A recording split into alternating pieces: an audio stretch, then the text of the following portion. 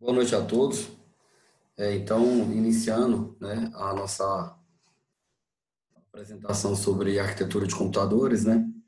Paramos na terceira geração dos computadores, onde eu falei sobre o lançamento da IBM, né? Como a IBM conseguiu colocar aí, emplacar a família de sistemas de computação padronizada, né? E também lançou o sistema operacional OS 360, ok? A quarta geração de computadores,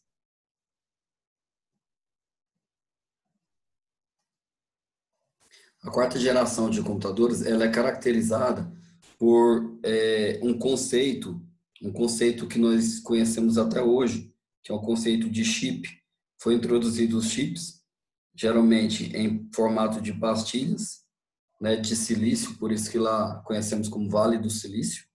Essas pastilhas de chip, elas tinham a característica de ter é, é, uma verdadeira, ok, larga, ok, escala de integração. Sistemas verdadeiramente grandes com a possibilidade de fazer integração em grande escala. O que que isso significa? Você tem aqui uma característica, né, de dispositivos eletrônicos capazes de armazenar coisas, ok? Em um único modelo, em um único sistema, em uma única pastilha, que são, né, de armazenar essas coisas em um único, vamos colocar aqui como um invólucro, né, conhecido e denominado como chip.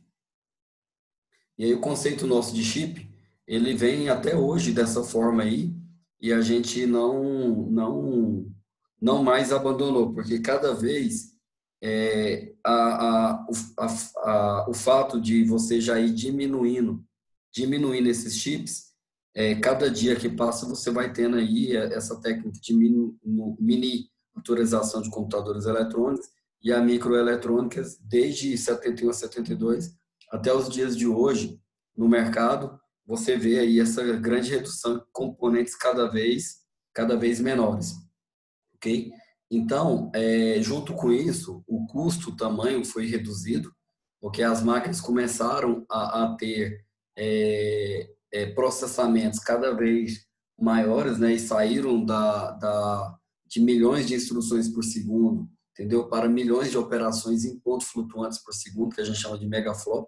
Então, acaba que temos aí sim, né, uma situação onde os computadores passam a ter um grande destaque, né?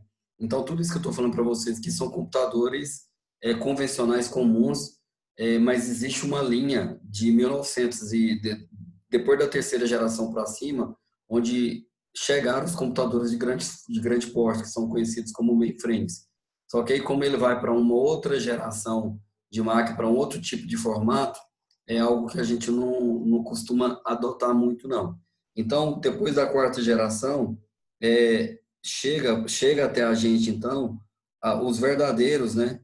O verdadeiro conceito de computadores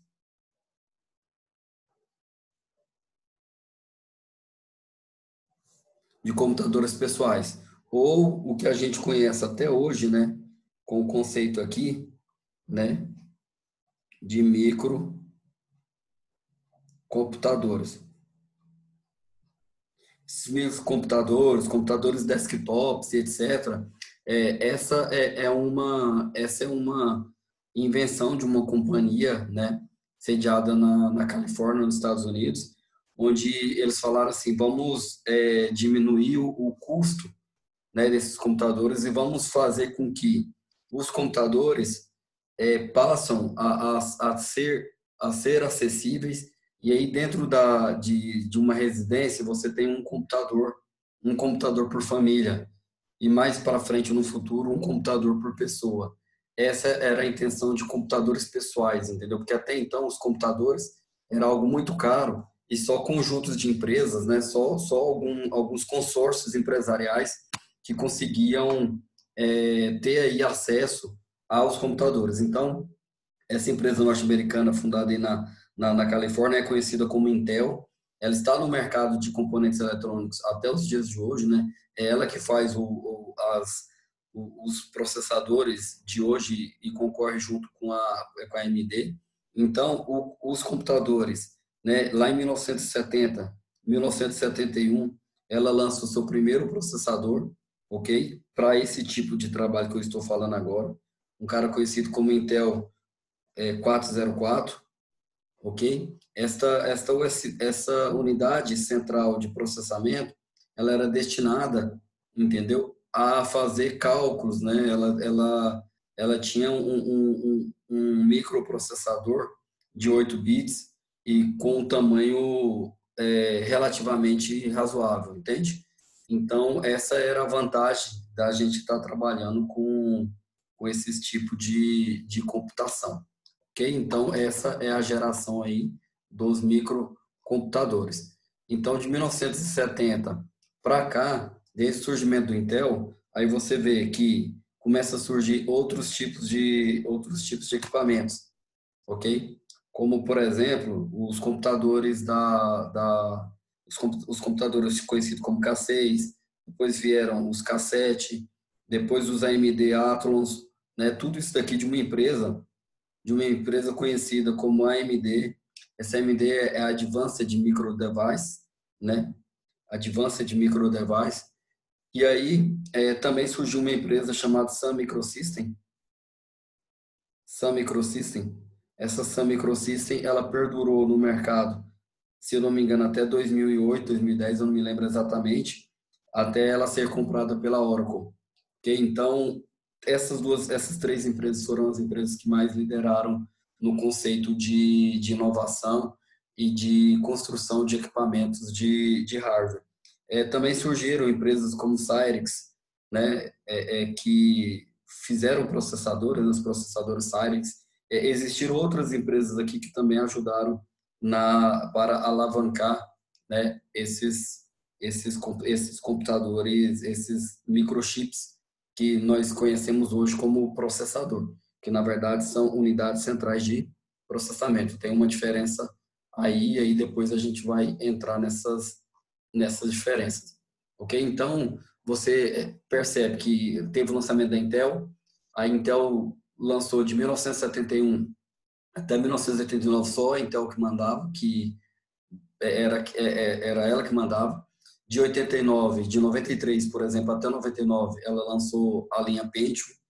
Depois entrou um processador Motorola de 74 até 87, então concorria junto com esses caras.